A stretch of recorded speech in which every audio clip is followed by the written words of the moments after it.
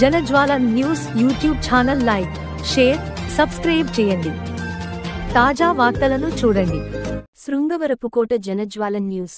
విద్యార్థులను పరామర్శించిన కోట ఎమ్మెల్యే కోళ్ల లలిత కుమారి.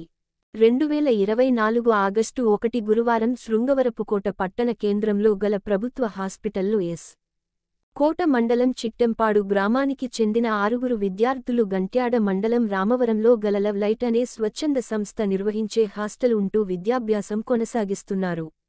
నిన్న ఫుడ్ పాయిజన్ జరిగిన కారణంగా చికిత్స నిమిత్తం కోట ప్రభుత్వ హాస్పిటల్లో చేర్పించారు.